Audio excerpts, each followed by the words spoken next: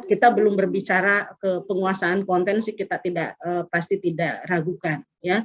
Nah, betul kata Pak Indra bahwa tidak memahami kontennya saja kita bisa interaktif. Tidak memahami kontennya saja ada yang bisa kita pelajari dari setiap presentasi yang ada. Ya, jadi kalau kita bisa opening dengan baik, kita closingnya juga dengan baik supaya transfer of value-nya juga dapat untuk anak-anak kita. Jadi tadi ada tanya jawab, kemudian ada refleksi, Bapak Ibu itu yang termasuk yang kita kuatkan. Terima kasih selalu pembelajarannya hari ini. Ini berulang Bapak Ibu ya, tapi berulang tetap ada nilai yang unik di setiap presentasi Bapak Ibu. Oke, selanjutnya setelah Pak Winarno ada Bapak Insinyur Abdullah Mirjani STMT dari Universitas Riau Kepulauan Batam. Beliau ke bagian jenis KDM memberi penguatan, ya. Kemudian pengamat pertamanya adalah Bapak Ismail Akzam, SPD MA. Kemudian pengamat kedua beliau adalah Bapak Heri Fitriadi, SPD MM ya. Silakan Bapak Insinyur Abdullah cek device dulu Bapak dan saya serahkan waktu kepada Bapak. Terima kasih Bu. Tidak, saya coba tes dulu ya. Silakan Pak.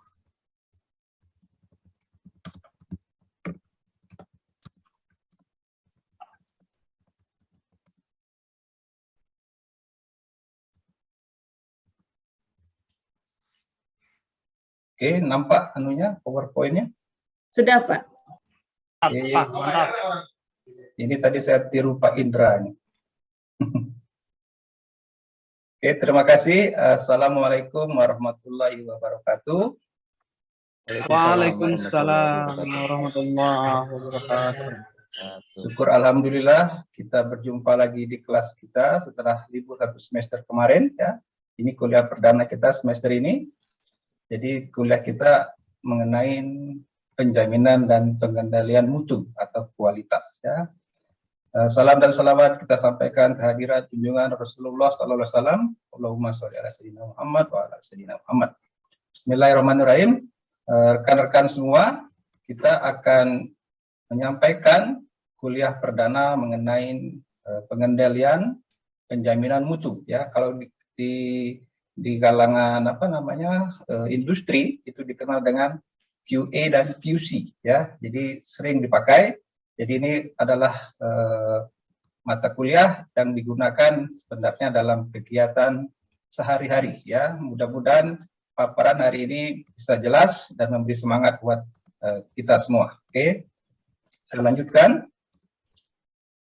Sebelumnya kita karena bagi yang belum kenal dengan saya ya, ini kuliah perdana, nama saya Abdullah Mirjani. Jadi saya mengampu mata kuliah ini. Kita akan ketemu dalam 1 semester untuk mata kuliah ini ya. Nampak apa ini gambar yang saya pasang ini? Nampak Pak. Kelihatan Pak. Oke. Apa yang terbayang jika Bu Fitrina atau saudara Fitrina memesan ini? Apa yang terbayang? Ayam Pak. Ayamnya seperti apa? Iya. Saudara Wika, menunya ayam tepung Pak, ayam crispy. Ayam crispy. Jadi sudah terbayang-bayang ya. Pak Indra bisa membayangkan kalau di depan konten, oh saya akan dapat apa? Bisa Pak, dapat makan siang Pak. Ya, berupa apa? Makan siang. Ayam goreng Pak, ayam goreng. Ayam goreng. Jadi ini contoh sederhana. Jadi kalau kita sudah di depan KFC, sudah ada bayangan kita, ya kan? Sudah ada bayangan kita kira-kira ini ya. Kenapa sudah terbayang, Pak Albertris? Kenapa kita sudah bisa membayangkan? Sudah dari kecil Pak, sudah ada brand image-nya di saya Pak. Oh, sudah pernah gitu ya? Iya. Jadi sudah pernah sehingga pasti keluarnya seperti itu. Oke? Jadi itu kita lihat ya. Nah, kalau yang dikeluarkan oleh counter KFC-nya seperti ini, apa kira-kira Pak Reda, apa namanya responnya? Pak Reda bisa memberikan respon. Kira-kira kalau diberi seperti ini, apa yang dipikirkan? Pecel lele, Pak. Pecel lele. Nasi pecel, Pak. Kecil. Pak Ismail, gimana kira-kira perasaannya dengan dapat ayam seperti ini setelah membayangkan tadi ayam crispy? Sedap. Terkejut? Sedap, Pak Abdullah. Tapi tidak sesuai dengan yang Kalau dibayangkan. KFC tadi mungkin levelnya lebih tinggi mungkin ya. Ya, kita berdiri di depan counter KFC, pas keluar seperti ini. Gimana Pak Winarno pendapatnya kalau dikeluarkan ayam seperti ini? Kalau statusnya seperti itu, kita kecewa, Bapak. Kita Oke, pasti kecewa. Iya. kecewa ya. Iya. Gimana, ada yang lain, Bu? Pak Heri, coba Pak Heri. Kenapa iya, kecewa Pak Winarno kira-kira? Kenapa Pak Winarno bisa kecewa? Karena tidak sesuai dengan ekspektasi kita, Pak. Kalau ekspektasi kita kan ya agak ada bau bule-bulenya gitu, Pak, karena KFC, Pak. Oh iya. Jadi ternyata kok yang keluar kok lokal, Pak. Nah, itu yang bikin kecewa seperti itu, Bapak. Oke. Ya. Jadi tadi sudah ada istilahnya ekspektasi, kemudian sudah dicita-citakan gitu ya, ayam KFC yang crispy, pas dikeluarkan ternyata ayam penyet gitu ya. Nah, ini biasanya kalau tidak sesuai ekspektasi, maka customer akan, wah, ini tidak Puas, Pak. Tidak puas. tidak mengalami. Kecewa, Pak. Satisfaction-nya kurang, Pak. Ya, tidak puas ya. Mestinya ini ya. Jadi Ya. kalau ini yang dikeluarkan, maka si customer tadi akan mengatakan, oh, saya puas. Atau tidak mengatakan, oh, terima kasih ya. Jadi secara tidak langsung ya, ini kita mengenal yang dinamakan dengan apa? Quality atau mutu ya. Dari cerita tadi, kira-kira Bu Wika, mutu itu apa itu Bu Wika? Mutu, kualitas sih, Pak. Ya, artinya apa kualitas itu? Kualitas itu sesuatu yang bisa dinilai gitu ya. Artinya ketika kita mengatakan oh itu bermutu gitu, artinya ada nilai tersendiri yang membuat puas gitu. Ya, sesuatu yang bisa dinilai. Oke, betul ya. Terima kasih. Kalau Pak Reda, tadi ditambahkan apa tadi? Sesuatu yang dinilai. Kalau mutu itu apa sebenarnya? Kalau dilihat cerita tadi. Ya, tidak menyebutkan ini kok keluar ayam penyet, saya kecewa. Itu mutu itu apa jadi kesimpulannya kalau kita lihat dari cerita ini? Ada yang bisa Pak Reda menambahkan? Jadi mutu itu apa, Pak? Kualitas. Kualitas mutu bisa rasa, bisa ya yang sedap dicicipi, berkualitas jadinya. Rasa yang berkualitas. Ya, itu ada dimensi kualitas, berarti sesuatu yang sedap, berkualitas. Ya. Ada yang bisa menambahkan barangkali? Melebihi ekspektasi, Pak. Melebihi harapan kita. Melebihi harapan. Tingkat baiknya tarafnya. Maknyus deh Pak, maknyus. Derajat sesuatu. Ya, jadi kalau kita gampangkan ya, kualitas atau mutu itu adalah kesesuaian antara keinginan pelanggan dengan kenyataannya. Jadi kalau dikatakan berkualitas, itu artinya sesuatu yang diinginkan oleh pelanggan. Itu udah kualitas. Kalau tidak sesuai dengan diinginkan pelanggan, tidak berkualitas. Tadi saya bercita-cita ingin ayam KFC crispy. Nah, itu kan keinginan pelanggan, cita-cita. Jadi ternyata sudah terbayang kualitas itu sebelum barang itu diterima. Jadi cita-citanya tadi apa? Adalah keinginan pelanggan. Jadi secara singkat kalau disebut adalah mutu itu adalah keinginan atau kebutuhan pelanggan. Ya. Nah, kalau keinginan atau kebutuhan ini dipenuhi, maka kualitas itu terpenuhi. Nah, ini adalah konsep sederhana mengenai kualitas. Oke, bisa diterima Pak ya, Ibu? Oke, kita lanjutkan. Sahabat. Nah, ini mata kuliah kita, ini adalah mata kuliah wajib ya, untuk jurusan teknik industri, yaitu bagaimana kita memahami mutu. Tadi mutu adalah keinginan pelanggan rupanya ya, dan perkembangan tadi dimensi mutu. Tadi sudah disinggung sama Pak Reda, dimensi mutu ya, tentang rasa, tentang enak itu tadi. tentang dimensi mutu, ada juga nanti penjaminan mutu. Bagaimana menjamin mutu itu, ya? Bagaimana mutu itu bisa terpenuhi? Nah, itu dikatakan menjamin, ya. Artinya quality assurance. Kemudian bagaimana mutu itu dikendalikan, dirancang, dan juga peta-peta kendali untuk menjamin mutu itu bisa didapatkan, ya. Termasuk di sini nanti kita belajar mengenai analisis capability proses, rencana sampling, jadi lakukan sampling pada produk, ya, dan juga ada istilahnya perancangan ulang, ya, mengenai proses atau peningkatan proses. Jadi adalah deskripsi dari kuliah kita secara keseluruhan sampai kita selesai 1 semester ini, insya Allah, ya. Nah, ini adalah kontraknya, sederhana sekali kontraknya, ya. Jadi kehadiran 75, jadi harap semua bisa hadir, jangan sampai kurang. Nanti kalau kurang akan dikurangi nilainya, ya. Kemudian kehadiran juga kita nilai 15%, ya. Jadi ada nilainya kehadiran supaya semangat, ya. Kemudian tugas UTS dan UAS juga dibagi-bagi seperti itu, ya. Kemudian kita minta hadir kuliah tepat waktu, ya, maksimum 10 menit terlambat dari jadwal, ya. Jadi kalau 10 menit terlambat, kelas kita tutup, ya, saya tutup kelas, kemudian kehadirannya dikurangi, ya. Jadi ini harap kontrak kelas kita yang akan kita jalanin selama 1 semester ini. Kira-kira gimana kontrak kelas ini? Setuju? Setuju, Pak. Setuju, ya? Setuju, Pak. Setuju, Pak. Oke, Pak Albetris, ya.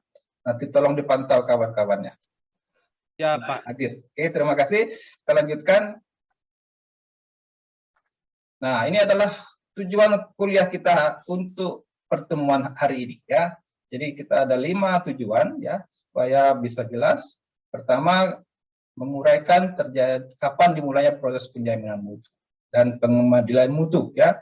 Kemudian menjelaskan metode penjaminan dan pengendalian mutu.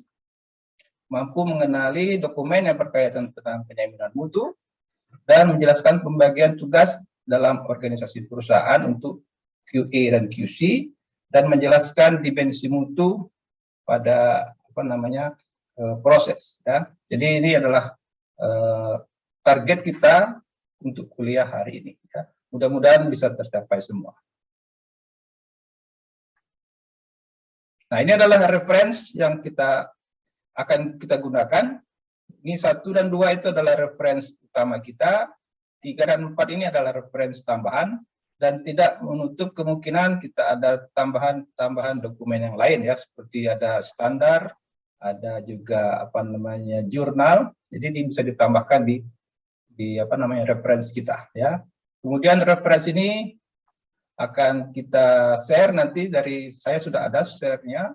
Jadi soft copy-nya sudah ada. Jadi tidak perlu mencari-cari bukunya beli di mana atau mencari di mana. Nanti kita share di kelas kita di Edmodo, ya. Jadi kita menggunakan Learning Management System Edmodo. Nanti kita share di situ, ya. Oke.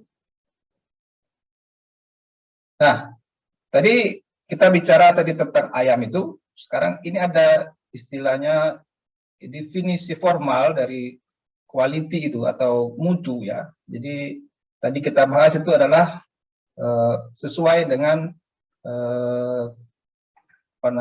keperluan, atau ada juga yang mengatakan sesuai dengan persyaratan atau sesuai dengan penggunaan atau menyenangkan customer, ya. Ada lagi yang definisi panjang seperti ini dari ANSI juga ada, ya. Quality adalah total feature and characteristic of product, ya, that bear on its ability to satisfy implied of stated need. Nah, ini panjang sekali. Artinya intinya satu karakteristik pada produk yang bisa digunakan dan menyenangkan, ya. Kalau menurut standar Indonesia SNI, mutu adalah keseluruhan ciri dan karakteristik produk yang menunjukkan kemampuannya untuk memenuhi keinginan, kebutuhan, dan kepuasan pelanggan, baik yang dinyatakan secara tegas maupun tersamar, ya. Tadi cerita ayam tadi, maka adalah kita nampak kebutuhan pelanggannya tadi adalah ayam yang crispy, ya. Dan kemudian kalau dia keluar yang seperti yang kita bayangkan, berarti itu sudah mengatakan pelanggan itu bisa dikatakan satisfied atau puas, ya. Jadi inilah contoh definisi-definisi dari berbagai banyak ahli mengenai quality, ya. Jadi bisa dilihat di sini. Berikutnya kita lihat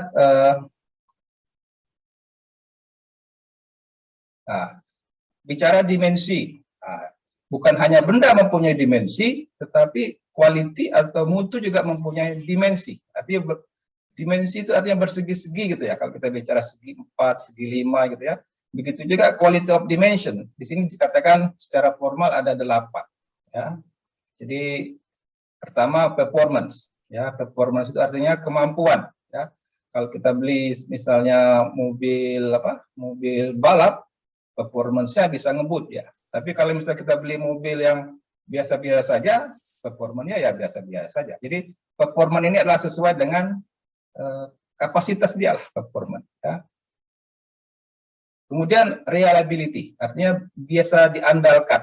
Ya, bisa diandalkan. Misalnya kita punya produk, ya, yang diandalkan untuk bisa dibawa berenang misalnya, ternyata tidak bisa, berarti ini tidak reliable. Ya, tidak sesuai dengan reliability, hanya dipakai di darat tapi tidak bisa dipakai di air. Jadi reliability itu bisa diandalkan sesuai dengan kondisinya. Ada juga lagi durability, ya. Kalau durability misalnya bicara baterai, ya, baterai durable, ya, baterai yang tahan lama misalnya. Jadi kalau kita bicara baterai, untuk yang mana yang durable baterai itu? Yang tahan lama baterai ABC kah? Atau baterai yang yang lain gitu ya. Kemudian yang keempat, ada juga quality dimension itu kemampuan untuk di service, ya. Jadi secara keseluruhan ya, semua produk-produk itu tidak terlepas namanya dengan service ability. Jadi kalau kita beli laptop rusak, ternyata tidak bisa diperbaiki atau diservis, nah ini jadi masalah, ya. Jadi kemampuan produk itu untuk diservis, yaitu dikatakan service ability. Dan juga ada estetik, penampilan dia, bisa warna, ya, bisa bentuk, bisa keindahan dan sebagainya, disebut dengan estetik, ya. Atau juga fitur. Nah ini handphone. Kalau kita bicara handphone, makin banyak fitur handphone itu dikatakan makin berkualiti, ya. Bisa jadi fitur itu yang memikat orang untuk membeli handphone. Contohnya handphone kalau tidak ada fitur kamera, kalau zaman sekarang ini belum tentu orang akan beli, ya. Kecuali kata orang ada handphone center, nah, tidak ada kameranya. Tapi kebanyakan orang akan mencari misalnya fitur kamera. Nah, ini fitur adalah salah satu dimensi juga. Kemudian nomor 7, perceive quality. Nah, ini artinya seperti kata Pak Albetris, ya. Dia sudah punya gambaran. Nah, gambaran quality itu ayam KFC itu seperti apa? Berarti sudah ada pengalaman, ya. Jadi kalau ayam KFC mestinya keluarnya ayam yang seperti ini, ya. Itu adalah perceived quality. Seperti Aqua sudah punya perceived quality, ya. Kemudian yang berikutnya dikatakan berquality adalah sesuai dengan standar. Jadi kalau standar yang keselamatan, standar makanan gitu ya, standar kesehatan. Jadi itu adalah satu syarat conformant to standar. Nah, ini adalah 8 dimensi quality yang ada secara formal disebutkan, ya. Kira-kira ada pertanyaan tentang dimensi ini? Izin bertanya Pak Abdullah. Ya, silakan. Terkait dengan dimensi ini Pak, misalnya kita ada satu produk, apakah semua dimensi ini harus terpenuhi atau kita bisa dibilang kualitas itu hanya ditentukan oleh beberapa dimensi yang terpenuhi Pak Abdullah? Oke, terima kasih. Dengan siapa tadi Pak? Indra Pak Abdullah. Pak Indra, makasih Pak Indra, ya. Jadi kalau bicara apakah semua dimensi ini terpenuhi, ya, tentu saja tidak perlu memenuhi semua dimensi ini, ya. Tapi secara gamblangnya, quality itu adalah keinginan atau kebutuhan pelanggan. Nah, misalnya pelanggan itu inginnya mengenai performance. Ya, misalnya dia mau beli mobil balap nih. Nah, dia akan bicara performance. Ya kan, barangkali dari segi rupa, barangkali estetik dia tidak begitu ketat, tapi segi performance dia akan pentingkan. Jadi quality ini bergantung produknya lah, atau bergantung juga customer, gitu Pak Indra. Cukup Pak Indra? Ada lagi? Cukup Pak. Oke, kita lanjutkan. Nah, tadi di depan kita katakan quality itu ada dua aspek ya, ada quality assurance, ada quality control ya. Nah, kalau disebut assurance artinya penjaminan ya. Artinya kalau disebut penjaminan, artinya jaminan terhadap apa maksudnya? Quality harus dijamin, quality assurance. Kira-kira apa yang bisa disebut quality assurance itu? Aspek apa pada customer yang bisa dijaga dari quality assurance? Ada yang bisa membayangkan, kira-kira bisa membantu? Jadi saya yakin benda ini seperti ini. Gimana Pak Winarno? Yang terkait dengan customer tentu saja adalah aspek satisfaction, Pak, atau kepuasan. Aspek kepuasan ya. Artinya secara, makasih Pak Winarno, bagus sekali ya. Jadi betul sekali Pak Winarno tadi mengatakan aspek kepuasan. Jadi assurance adalah menjamin bagaimana produk itu memuaskan. Jadi kalau produk itu kira-kira memuaskan, baru terjadi nanti namanya transaksi. Ya, kalau kira-kira kayak tadi orang akan membeli ayam, dia sudah melihat kualitinya itu QFC seperti apa. Maka pelanggan yang mendapatkan ayam yang sesuai, dia akan puas karena dia assure dan ternyata assure-nya itu terbukti, ya kan? Itu dikatakan assured ya. Kita lihat slide kita berikutnya. Nah, ini. Ada yang bisa membantu? Pak Ismail barangkali? Pak Ismail mau beli kapal di Batam nih. Di Batam kan banyak bikin tongkang.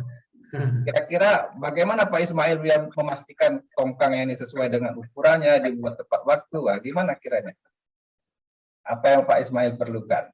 Supaya Pak Ismail assure, aman gitu ya. Iya, apa ya? Jadi maksudnya supaya Pak Ismail itu confident dengan perusahaan ini. Apa yang Pak Ismail perlukan agar bisa Quality assurance tadi ya? Ya, biar quality assurance. Nah, apa yang Bapak butuhkan untuk memastikan Bapak mendapat kapal seukuran ini dengan waktu yang tepat gitu loh. Iya, berarti harus dilacak quality assurance-nya ya? Ya, dilacak barangkali sejarahnya gitu ya. Sejarahnya. Nah, betul nggak PT ini atau pabrik ini bisa bikin kapal, ya kan? Misalnya cita-citanya Pak Ismail bikin kapal tongkang 300 meter. Jangan sampai nanti yang keluar kapal istilahnya kapal kecil ya, ukurannya 100 meter gitu ya. Kan nggak sesuai ya. Jadi kira-kira kalau kita akan membeli kapal seperti ini, kalau di Batam banyak itu galangan kapal, sekeliling Batam ini adalah galangan kapal yang bikin ke Batam ya. Jadi biasanya untuk memastikan kapal ini jadi tepat waktu, maka si pembeli ya, misalnya dari Singapura akan membeli, dia akan memastikan secara hukum ya, secara legal dia akan mendapat kapal ini. Kira-kira secara hukum atau secara legal itu memakai apa Bu Fitrina? Bisa dibantu Bu Fitrina? Secara legal, secara hukum supaya dapat kapal ini sesuai dengan ini? Membuat sebelum kita, maksudnya sebelum kita beli. Ya, sebelum beli, sebelum buat. Beli, biasanya kan suka ada pembelian, spek-speknya apa aja. Terus perjanjian belinya seperti apa gitu. Itu perjanjian legalnya kan ya Pak? Ya, oke, terima kasih Bu Fitra, tepat sekali ya. Jadi ada perjanjian beli atau perjanjian akan dibuatkan kapal ini. Nah, ini dikatakan dalam pembelian kapal kita sebutkan kontrak. Nah, ini kontrak. Jadi proyek ini diberikan kepada PT Batamex di Batam untuk pembuatan kapal 300 meter, ukuran tonase berapa gitu ya, dengan waktu 6 bulan. Nah, ini dinyatakan dalam kontrak. Jadi si pembeli akan apa? Assure. Ya, dia mendapat jaminan ini akan terlaksana. Oke? Itu dikatakan assure, ya. Nah, ini kalau ditanya seperti ini, ada yang bisa membantu Pak Indra? Apa yang membuat produk ini sesuai dengan permintaan pelanggan? Bagaimana pelanggan assure bahwa ini betul? Mungkin yang pertama Pak, dilihat kualifikasinya Pak. Misalnya untuk susu, ini kan susu untuk 1 tahun. Kita lihat dulu mungkin kualifikasinya. Yang kedua adalah assure tuh tanggal kadaluarsanya yang pasti saya lihat Pak. Tanggal kadaluarsa apa lagi? Mungkin itu aja sih Pak. Oke, makasih Pak. Coba Pak Indra ya. Oke, jadi produk ini, kalau tadi kapal kan kita pakai kontrak belinya ya. Kalau ini kan kita beli susu nggak ada kontraknya gitu. Jadi pelanggan itu assure atau ada makanan-makanan kecil ini assure ya. Pertama dia yakin bahwa produk itu isinya susu, ya kan? Yakin isinya susu bayi misalnya, itu dari apa namanya spesifikasi ya, dari spesifikasi yang tertulis di situ, atau di situ ada standar HACCP barangkali ya, atau ada di situ apa namanya kalau produk-produk industri itu ada ISO barangkali ya. Jadi ini memastikan produk sesuai permintaan pelanggan. Ternyata untuk produk-produk retail itu yang menanggung bahwa itu bisa dipastikan sesuai dengan permintaan pelanggan. Maksudnya misalnya disesuaikan dengan standar, itu sudah apa namanya sudah tercakup dalam istilahnya produk itu. Jadi produk itu punya standar. Nah, ini standar juga istilahnya standar kesehatan gitu ya, standar keselamatan. Jadi ini merupakan jaminan juga buat pelanggan. Ya, standar dari bungkusnya, packingnya gitu ya. Ini salah satu membuat pelanggan jadi assure. Ya, nah ini adalah aspek-aspek quality assurance yang diperlukan untuk terjadi namanya transaksi. Jadi transaksi itu kalau kita lihat ya, transaksi yang ada dalam bisnis ataupun jual beli itu terjadi pertama karena si pembeli itu sudah merasa assure, aman gitu ya, yakin. Nah, baru bisa jadi deal. Kalau nggak yakin, misalnya tadi kapal tidak yakin jadi, tidak akan deal ya. Ya kan, dilihat dari sejarahnya, kemudian dari apa namanya pengalaman orang lain barangkali, atau dari makanan kecil ini, ya kan.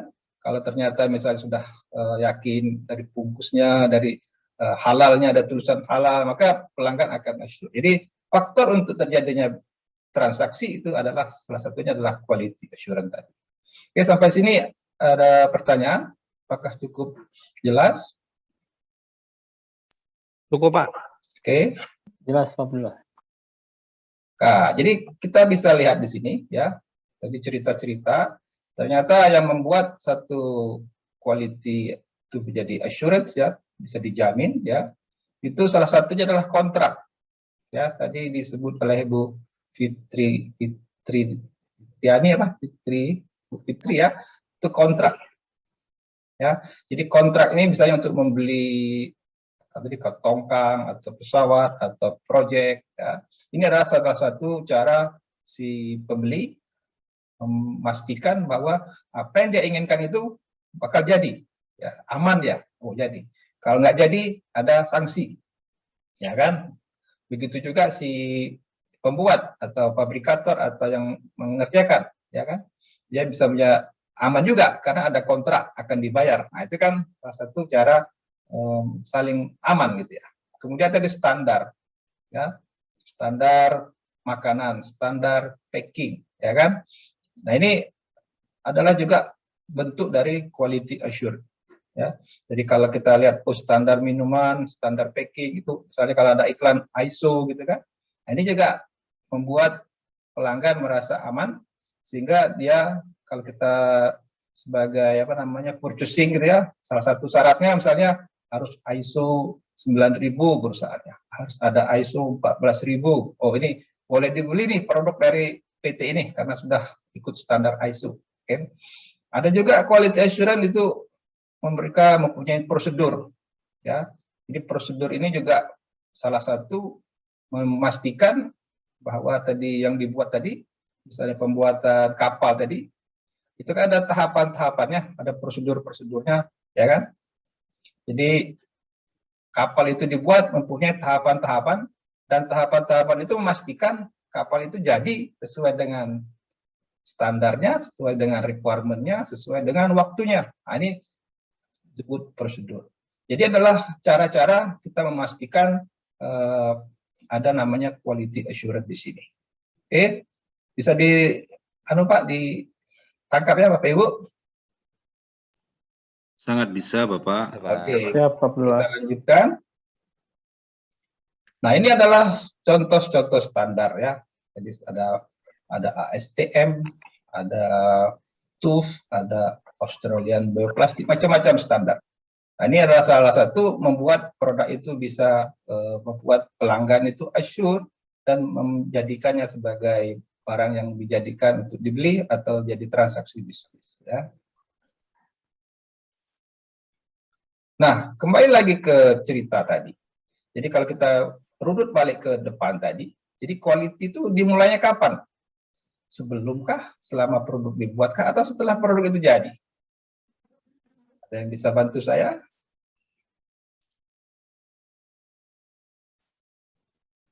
Bu Wika barangkali? Kapan quality itu dimulai, Bu Wika? Coba izin berpendapat ya Pak. Ya. Kalau melihat dari yang ada di slide ini, saya kira di semua tahap ini tetap harus dimulai. Artinya sebelum produksi harus ada kualitasnya, ketika memproduksi juga ada kualitasnya, dan setelahnya itu juga harus dijaga kualitasnya. Artinya semua tahapan ini harus ada masing-masing kualitasnya. Gitu. Oke, terima kasih Bu Wika. Tepat sekali ya. Jadi Bu Wika menegaskan memang itu betul sekali. Ternyata quality itu dimulai sejak produk itu belum dibuat. Sejak kita berdiri di depan counter KFC tadi, itu adalah quality ya. Sudah ada keinginan pelanggan itu tadi ya. Jadi sebelum produk dibuat, sudah ada. Jadi sebelum tongkang tadi dibuat, sudah ada kontraknya. Ya kan? Jadi quality sudah ada di situ ya. Kemudian berikutnya waktu itu dibuat, ya, selama kapal tongkang yang dibuat, selama ayam KFC-nya tadi digoreng, itu mereka mempunyai prosedur-prosedur, ya, prosedur-prosedur cara menggoreng, cara menyajikan, cara memotong besi, ya, cara melakukan welding, ya, cara mengukur. Nah, ini adalah prosedur. Berarti selama pembuatan, quality juga ada di situ, dijaga. Ya. Kemudian setelah produk itu jadi, ya, memastikan misalnya tadi kemasannya bagus sehingga produknya tidak rusak, gitu ya.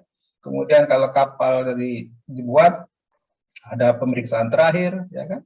Atau misalnya tadi ayam KFC tadi dipastikan tetap hangat, gitu ya. Nah ini ternyata quality itu dimulai sejak awal sampai terakhir. Malah ada lagi setelah itu ada namanya service after after delivery gitu ya. Itu terkait dengan quality. Jadi memastikan pelanggan itu mendapatkan apa yang diinginkan. Oke, jadi tepat sekali quality dimulai pada awal, pada proses dan pada akhirnya. Oke, kita lanjutkan. Nah, berikutnya adalah tadi sudah assurance. Assurance itu adalah penjaminan dari sejak awal sehingga terjadi deal, kemudian dijamin pada saat prosesnya. Jadi tugas QA juga, kemudian pada saat akhir dijamin lagi memastikan produk itu terjadi. Ya. Berikutnya adalah quality control. Nah, kalau dikatakan kontrol, artinya apa kalau bahasa kita tuh dikendalikan. Nah, dikendalikan. Quality dikendalikan. Kira-kira apa yang perlu dikendalikan ini, Pak Heri? Apa yang mau dikendalikan ini, Pak Heri? Kualitasnya mungkin, Pak. Jadi ya kualitas produknya gitu, Pak. Jadi kualitasnya dikendalikan biar istilahnya ya mungkin rasanya gitu Pak, kalau KFC tadi Pak. Kualitasnya rasanya harus memang benar-benar kualitasnya KFC gitu Pak. Mungkin dibanding dengan ayam geprek tadi mungkin beda Pak, rasanya juga beda. Ya, jadi yang dikontrol adalah mutunya, kualitasnya. Mutunya ya. Terima kasih. Bumbu-bumbunya seperti itu, Pak. Ya. Jadi, jangan sampai melenceng gitu ya, mutunya sesuai dengan apa namanya, kalau KFC punya apa namanya, tagline gitu apa, kerenyah gitu ya, renyah. Ya, renyahnya. Nah, Nah, kelebihannya yang KFC itu di situ, Pak, memang, Pak. Ya, Dibanding ya, ayam ya. geprek tadi, Pak. Agak kelot-kelot kalau ayam geprek itu, Pak. Iya. Oke, ada lagi yang bisa menambahkan apa yang perlu dikendalikan ini, Pak Ismail? Ada yang bisa Pak Ismail bantu? Tadi buat kapal tadi, contohnya buat kapal tongkang tadi, apa yang dikendalikan itu biar kapal itu jadi nggak sengit-sengit kapalnya, panjangnya pas gitu. Prosesnya, Pak. Ya, prosesnya. Tadi siapa jawab, Bu? Bu Fitri, Pak. Bu Fitri ya. Pak Ismail mau nambahkan? Dapat PMP ya, Pak ya? Ya. Kalau kata Pak Winarno, idem. Idem. Jadi ya prosesnya. Jadi tadi mutunya betul. Nah, yang lebih spesifik adalah prosesnya. Nah, jadi contohnya tadi crispy berarti berapa temperaturnya gitu ya. Berapa apa namanya lama menggorengnya ayam tadi supaya dapat ayam yang crispy ya. Kemudian proses pemotongan ya, pemotongan baja tuh ya. Jangan sampai salah potong atau ada juga prosesnya salah beli gitu ya. Orang pembelian salah beli material. Nah, ini yang dikendalikan adalah proses. Ya, jadi dikatakan prosesnya itu bagaimana supaya sampai ke cita-citanya tadi ya. Nah, ini adalah salah satu aspeknya yaitu bagaimana quality itu didesain. Ya, namanya mendesain untuk quality. Kalau dibahasakan tadi, quality adalah keinginan pelanggan, adalah bagaimana merancang sesuai keinginan pelanggan. Nah, itu bahasa ininya, bahasa kitanya ya. Jadi quality kan keinginan pelanggan. Jadi pelanggan itu punya namanya spesifikasi. Jadi namanya kalau dibahasakan di sini namanya customer CPQ atau critical to quality. Jadi customer punya apa sih yang critical buat dia? Oh, ayamnya harus crispy. Nah, berarti ini karena critical to quality. Karena tagline KFC juga crispy, maka parameternya apa? Nah, parameternya misalnya tadi tepungnya, penggorengannya, minyaknya gitu ya. Kemudian barangkali ada subsistemnya lagi ya. Jadi minyaknya jenis apa gitu kan, komponen-komponennya dan seterusnya. Ya. Dan ini adalah sesuatu keinginan pelanggan yang diterjemahkan ke dalam proses. Jadi perancangan produk berdasarkan keinginan pelanggan. Sehingga ujung-ujungnya keinginan pelanggan itu terpenuhi. Nah, kalau keinginan pelanggan itu sesuai, hasilnya sesuai dengan keinginan pelanggan, maka dikatakan bahwa itu capable, mampu. Nah, ternyata KFC mampu membuat ayam crispy. Atau tadi tongkang, kita kembali ke tongkang. Customer ingin ukuran tongkang 300 meter, lebar 50 meter, kemudian waktunya 6 bulan, materialnya tertentu. Maka diterjemahkan, ya, diterjemahkan sistem parameternya apa. Tahapan-tahapan membuat tongkang sebesar itu seperti apa. Bagaimana cara istilahnya mengendalikan jangan sampai terlambat 6 bulan waktunya, ya kan. Kemudian subsistem bagian pembelian, subsistem bagian pemotongan dan seterusnya. Dan detail-detail ini setiap tahap dikontrol, dikendalikan. Dan ini adalah bagian dari setiap proses itu dikendalikan oleh namanya QC. Ya, jadi QC akan mengontrol parameter-parameter yang berkaitan dengan proses itu. Contohnya QC akan mengecek apakah temperaturnya itu sesuai, apakah lamanya itu betul, ya kan? Begitu juga apakah besi bajanya itu sesuai dengan spesifikasi, apakah ukurannya betul. Nah, ini kerjaan dari quality control. Jadi quality control berperan dalam menjaga proses-proses ini bekerja dengan sesuai dengan prosedur. Ya, ini adalah tahapan-tahapannya. Kira-kira bisa dibayangkan QC ya, quality control. Ya, oke, bisa ya? Oke, saya lanjutkan.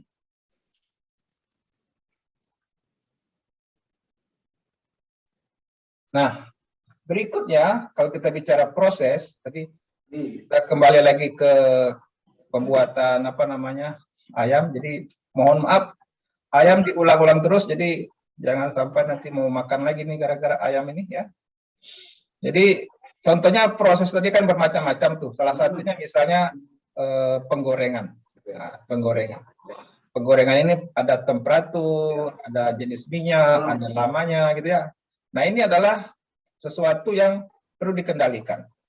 Nah, ini dikatakan dikendalikan secara statistik. Jadi kebanyakan industri mencari parameter-parameter, jadi yang bisa diukur. Ya, tadi ayam crispy itu terkait dengan apa? Terkait dengan temperatur, terkait dengan jenis minyak, terkait dengan apa namanya lamanya menggoreng. Jadi keinginan customer tadi ditransfer ke dalam proses, dan proses itu punya parameter-parameter yang bisa dikontrol. Ya. Jadi kalau dalam istilah kontrol itu, ya, kalau tidak bisa diukur, tidak bisa dikendalikan. Nah, jadi untuk bisa mengendalikan parameter itu harus bisa diukur. Dan salah satu ukurannya adalah, contohnya adalah kurva ini. Ini kurva statistik dari proses, misalnya proses penggorengan, berapa sih temperaturnya. Jadi kalau berada dalam garis ini, berarti aman ya. Kalau di luar dari ini batas, nah berarti ini ada gejala-gejala hangus. Atau gejala misalnya turun temperaturnya, berarti ada gejala-gejala yang lain, misalnya mentah atau bagaimana. Nah ini menggunakan statistik untuk mengendalikan proses. Ya. Bisa dibayangkan Bapak Ibu? Ada pertanyaan untuk ini? Jelas ya? Mudah-mudahan bisa ditangkap ya. Nah, ini adalah kita bicara statistik ya. Untuk kuliah ini itu prasyaratnya adalah sudah mengalami atau sudah lulus kuliah statistik dasar ya. Ini adalah satu cara untuk memastikan produk kita mempunyai spesifikasi di dalam limit. Kalau kita disebut ini ada LSL, Lower Specification Limit, ini ada USL, Upper Specification Limit ya. Jadi ada limit dari satu parameter dari proses tadi ya. Misalnya temperatur berada dalam range ini ya. Range misalnya maksimum 150 plus minus misalnya 10. Nah, berarti kalau dalam kendali ini berarti proses penggorengan kita mestinya aman. Ya kan? Kemudian misalnya pemotongan wajah plus minusnya berapa? Nah, ini harus dikendalikan. Kalau lebih dari sini, nah ini kemungkinan dia akan bermasalah produknya nanti. Nah, ini yang dikatakan sebagai specification limit. Jadi secara matematis, parameter-parameter prosesnya diterjemahkan menjadi besaran-besaran statistik. Ya, ini secara apa namanya matematisnya seperti itu. Jadi biar bisa dikendalikan. Ya. Nah, berikutnya adalah terakhir ya, hampir dekat-dekat terakhir ya. Mengenai secara umum ya, kita mempunyai namanya quality tadi.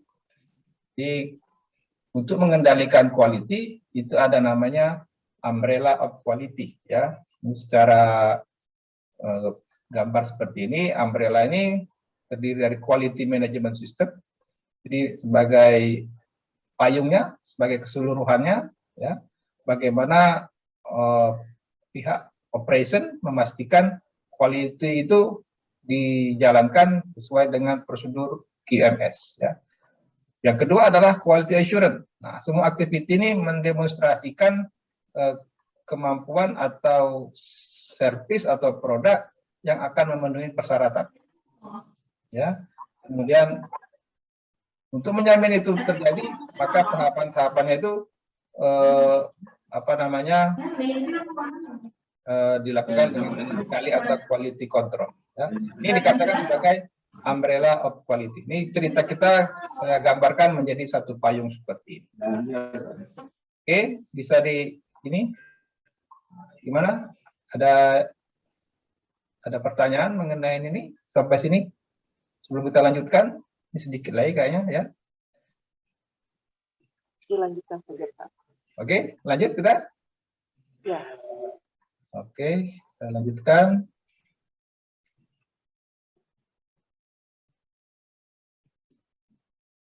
Nah, ini ada tadi kesimpulan-kesimpulan ya. Jadi mengenai apa namanya bagian-bagian dari assurance ya.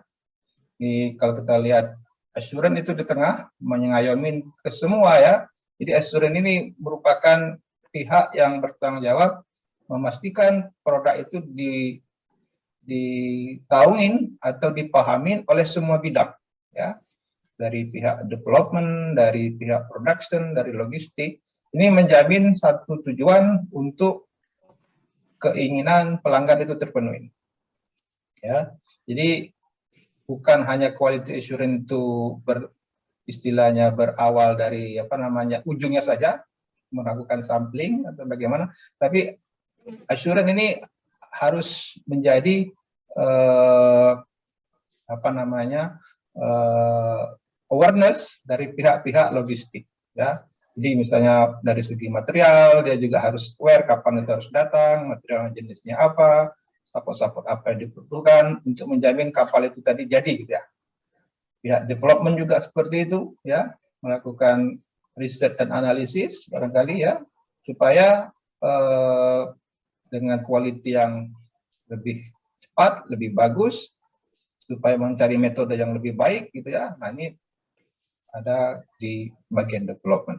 Kemudian dari bagian production juga begitu ya, untuk memastikan ini terjadi, semua tahapan-tahapan itu harus diketahui oleh production ya, supaya apa? Supaya ini keinginan customer tadi ya, setiap tahapan misalnya dari tahapan welding itu bisa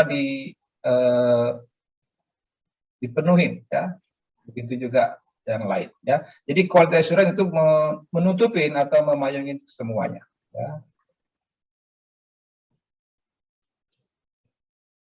Oke, ini ya. Nah, ini untuk apa namanya secara sistem ya, dikenal dalam istilah manajemen itu namanya PDCA ya. Jadi suatu kegiatan itu seperti siklus ya, seperti siklus seperti ini.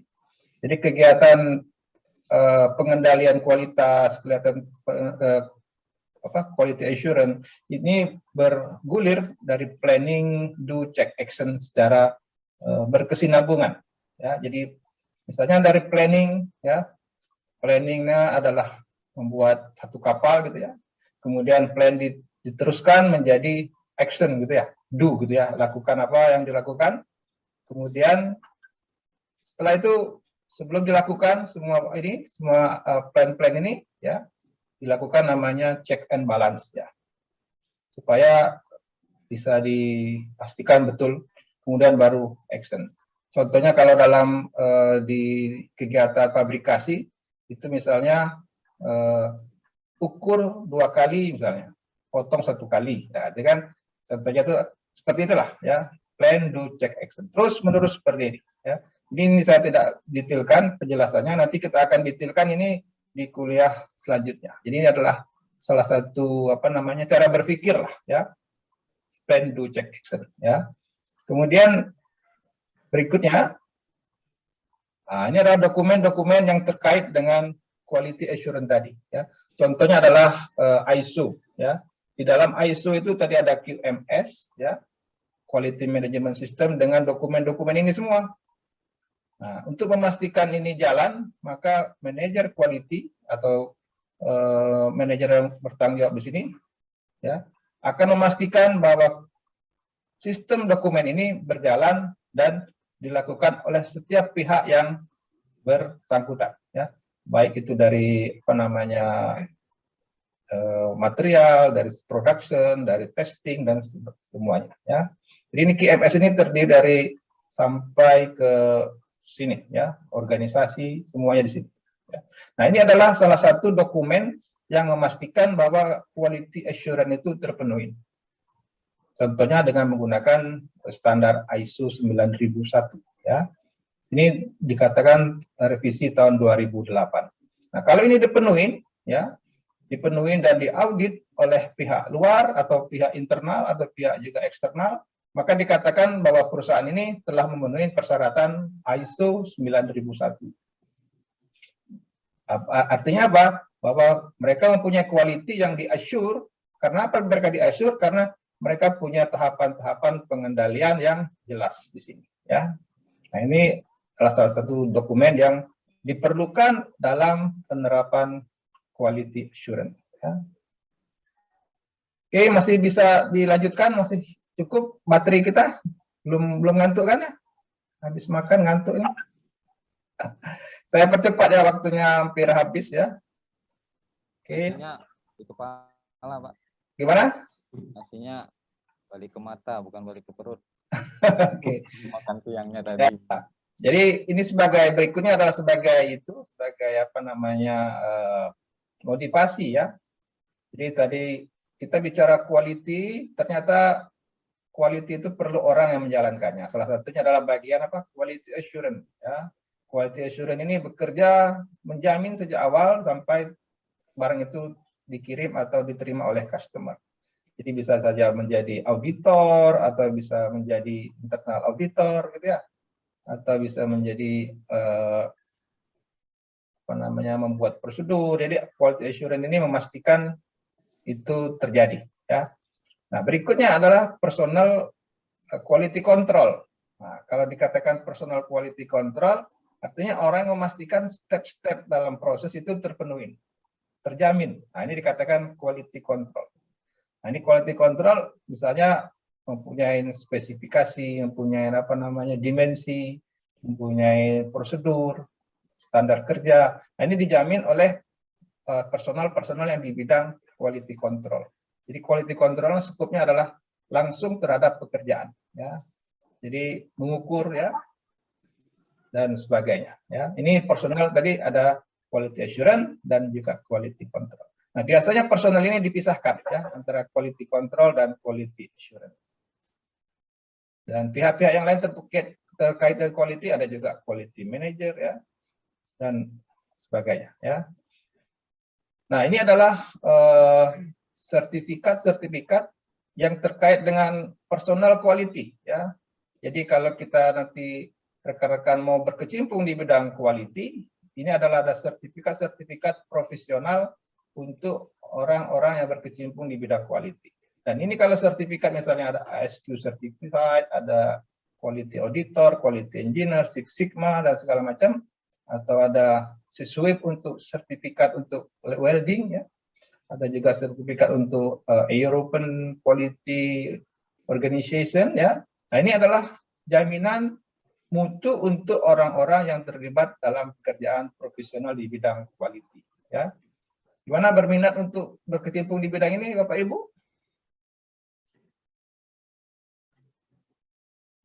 Ya. Di industri biasanya perlu auditor gitu ya, perlu inspektor. Nah, biasanya ini dibayar mahal ya. Jadi kalau nanti berminat setelah selesai kuliah di teknik industri bisa mengambil sertifikasi di bidang ini. Dan ini kalau di Batam ya, di industri-industri oil and gas ada SESWIP ya.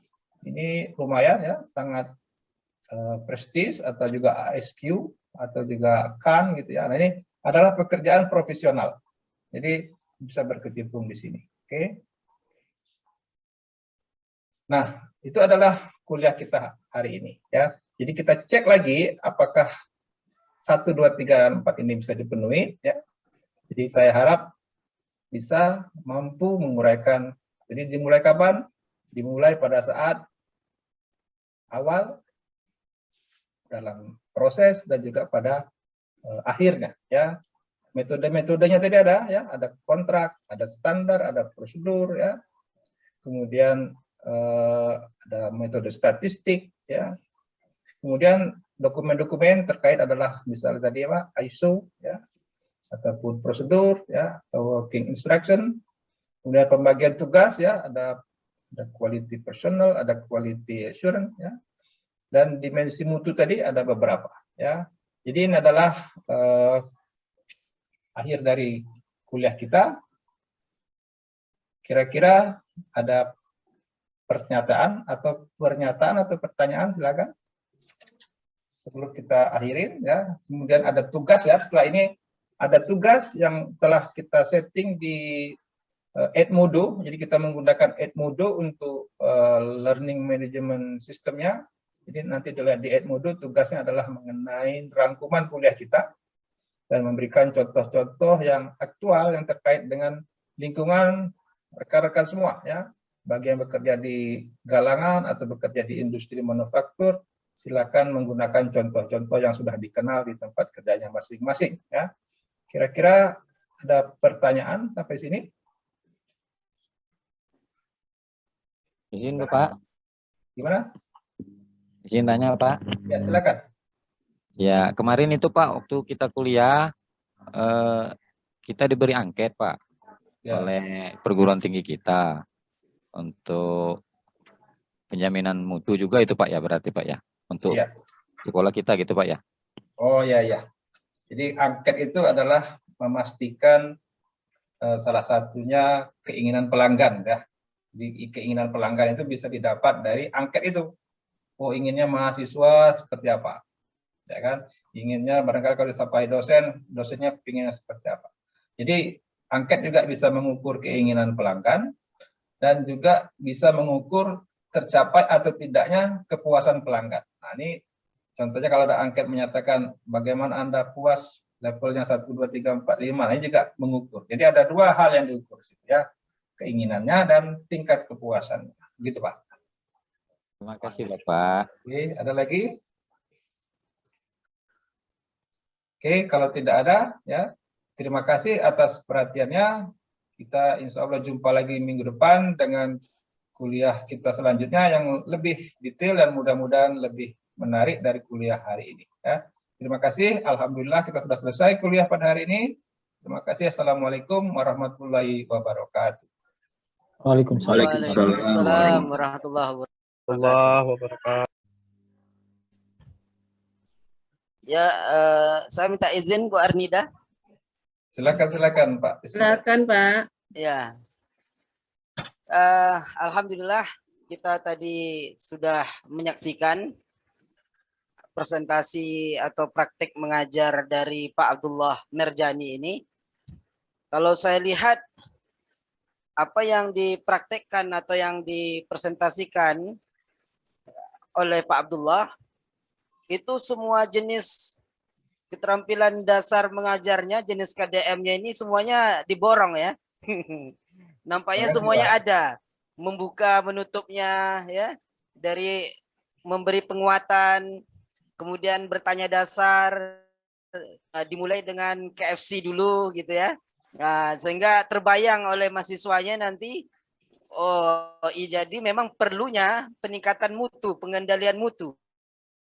Jadi dengan dimulai dengan slide tentang KFC tadi. Kemudian bertanya lanjutnya juga ada di situ. Terus juga ada variasi di dalam mengajar, apalagi dengan teknologi canggih. Ya, jadi ada dua gambar ya. Gambar yang pertama gambar di atas, kemudian gambar yang dekat slide. Ya, jadi ini Masya Allah ini menarik sebenarnya. Dari ya. Pak Indra ini juga tadi. bagian. Iya ya, ini juga bagian dari variasi ya. Nah, kemudian dari segi PowerPoint-nya, juga tampilan-tampilan pembahasannya sangat jelas dan menarik. Jadi saya amati apa yang ditampilkan dan juga dipraktekkan di dalam pengajaran atau pembelajaran yang dilakukan oleh Pak Abdullah Merjani ini sangat bagus ya. Terlebih lagi persiapan-persiapan yang matang dari beliau. Dan terima kasih atas ilmunya Pak Abdullah. Kami bertambah ilmunya ya. Jadi saya cukupkan komentar saya, pengamatan saya. Saya tutup dengan Assalamualaikum warahmatullahi wabarakatuh. Waalaikumsalam warahmatullahi wabarakatuh. Pak Heri, silakan Pak Heri. Ya, makasih Pak Abdullah waktunya. Ya, alhamdulillah saya setuju sekali dengan Pak Ismail tadi ya, bahwa memang ini sudah sangat expert juga ini ngajarnya ya. Sudah terbiasa santai ya kan, dengan bahasa-bahasa tubuh yang menunjukkan bahwa kesantaiannya itu memang membuat mahasiswa betah seperti itu. Jadi dari jenis KDM yang akan saya berikan ini tentang memberi penguatan, Ya. Di setiap jawaban dari mahasiswa tadi kami diberikan pertanyaan-pertanyaan, ya kan. Kemudian setelah pertanyaan-pertanyaan diberikan, Bapak memberikan penguatan kembali. Penguatan kembali dalam artian memberikan kesimpulan lagi dari apa yang sudah kami jawab tadi. Ya. Kemudian di slide-slide-nya juga menarik karena ada gambar-gambar, ya, gambar-gambar. Lalu penguatan berikutnya di pada slide when quality to be started. Nah, itu menarik Bapak. Jadi ada before product, during making product, sama after product. Nah, setelah tadi Ibu Wika memberikan jawabannya, Bapak memberikan penguatan lagi dengan memberikan kesimpulan dan dikembalikan lagi ke KFC-nya tadi, Pak. Jadi ya semakin menguat gitu, seperti itu, Pak. Jadi saya dapat ilmu dari sini, Pak. Ya, terima kasih, Bapak. Terima kasih, Pak Heri. Ya. Baik, terima kasih Pak Heri, terima kasih Pak Ismail ya. Saya juga takjub dengan presentasi Pak Abdullah tadi. Jadi karena Pak Abdullah sudah berupaya juga tadi untuk mungkin tadi medianya Pak Abdullah belum seperti itu ya Pak Abdullah ya, tapi Bapak mengadaptasi kembali ya untuk memaksimalkan kembali Pak ya. Ya. Ya. Jadi gini, karena kita ini membahas tentang media, sekaligus membahas tentang media, ini maaf ada telepon masuk, saya kecilkan dulu.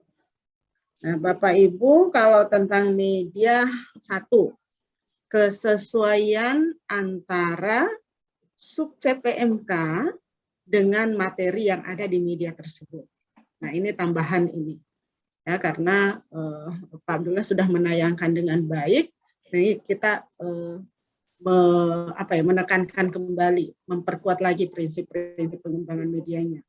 Yang kedua, proporsional antara teks, gambar, ya tadi bagus benar ya, tidak berwarna banyak, tetapi tidak tetap menarik, tetap fresh, dan tidak mengaburkan kontennya. Jadi proporsional antara teks, gambar, suara jika ada, video jika ada, animasi jika ada.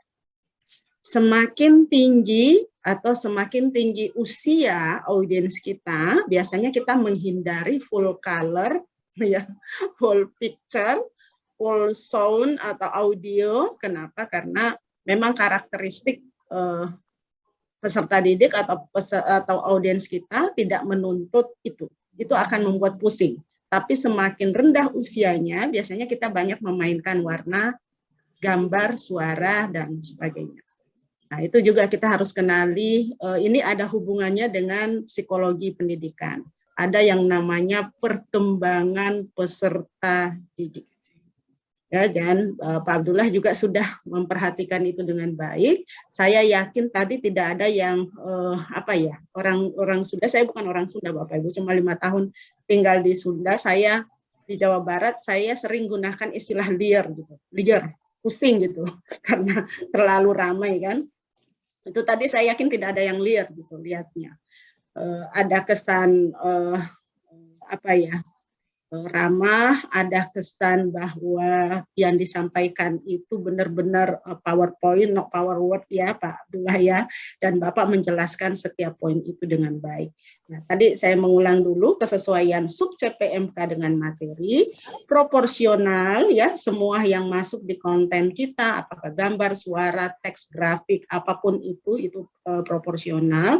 Kemudian Pak Abdullah benar-benar menjelaskan poin-poin yang ada. Jadi bukan menayangkan surat kabar yang saya sebut tadi power word itu, tapi betul-betul beliau menjelaskan poin-poin yang ada.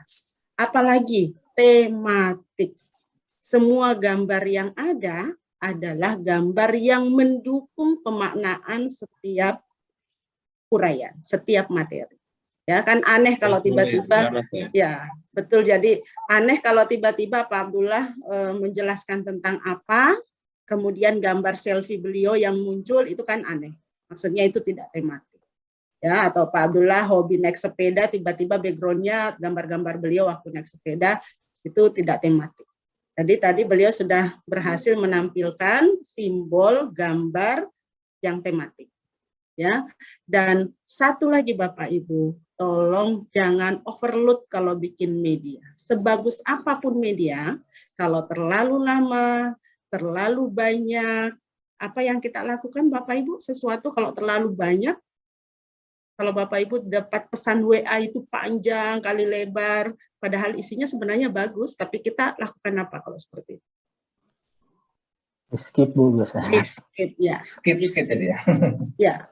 Karena ada titik-titik tertentu yang membuat kita bosan, ada titik-titik tertentu yang membuat kita jenuh, berat dan sebagainya. Jadi media yang bagus itu juga. Jadi kalau Bapak Ibu punya slide panjang, kalau saya sih biasanya tetap slide saya panjang, tetapi yang saya jelaskan beberapa saja dan saya katakan yang lainnya bonus buat Bapak Ibu pelajari sebagai bahan bacaan. Gitu. Ya, kalau memang niat kita mau berbagi kepada audiens. Jadi kita hindari juga media yang terlalu berat. Ya, kalau video sebagus apapun video, apalagi kalau pure video, kalau terlalu panjang biasanya di skip. Nah, tadi sudah proporsional semua. Jadi terima kasih Pak Abdullah sudah berbagi. Bapak Ibu juga yang sebelumnya presentasi saya tidak menemukan ada media yang overload, yang tidak proporsional ya, semuanya proporsional juga tidak terlalu panjang. Dan Bapak Ibu memang menggunakan waktu-waktu itu untuk menjelaskan isi dari bahan tayang Bapak Ibu. Ya, baik, terima kasih. Saya tidak mengulang lagi tentang penguatan, karena tadi saya sudah menjelaskan penguatan respon positif seperti apa, penguatan respon negatif seperti apa. Dan Pak Abdullah tadi, nah satu, memberikan feedback. Saya menggarisbawahi tadi penyampaian Pak Ismail. Ya, Pak Abdullah memberikan feedback. Salah satu hasil evaluasi kami di setiap semester selalu mahasiswa itu menyampaikan gini, dosen telat memberi feedback atau dosen slow respon. Rupanya itu juga yang membuat mahasiswa itu yang tadinya meningkat, motivasinya menjadi down kembali. Karena memberi tam saja biasanya kita lupa begitu. Memberi jempol saja biasanya kita lupa. Itu juga kebiasaan buruk saya Bapak Ibu. Jadi terima kasih masukannya tadi Pak Ismail dan Pak Heri ya. Saya ikut mencatat dan Bapak Ibu kita lanjut ke penyaji berikutnya yaitu Bapak Albetris SEM. Beliau dari Universitas Batanghari Jambi. Adapun jenis KDM yang bagian beliau ya adalah bertanya lanjut ya sama tadi Ibu Fitri. Kemudian pengamat pertamanya adalah Ibu Suwanti. Apakah Ibu Suwanti sudah join? Sepertinya beliau ada masalah jaringan tadi, kemudian pengamat keduanya, iya benar, pengamat keduanya adalah Ibu Fitrina. Tapi alhamdulillah Ibu Fitrina ada, nanti saya lanjutkan. Untuk efektivitas waktu, Pak Albetris, dan pastikan nih wajah gantengnya Pak Albetris kami lihat semua. Kayaknya sengaja nih Pak Albetris ini munculkan sebagian saja nih wajahnya biar kita penasaran. Bukan sebagian Bu, ini pakai desktopnya besar Bu. Nah, jadi berarti bisa ditekuk dikit. Biasanya sih bisa ditekuk dikit tuh Pak Albert. Udah paling mentok ini Bu, kecuali diarahkan gini kan. Udah paling gitu. mentok. Nah, tapi ini udah kelihatan semua kok. Tadi hanya sampai di alis ke atas. Iya. Baik, terima kasih Pak Albert. Silahkan dicek dulu device. Saya coba share screen ya Bu. Baik Bu. Oke.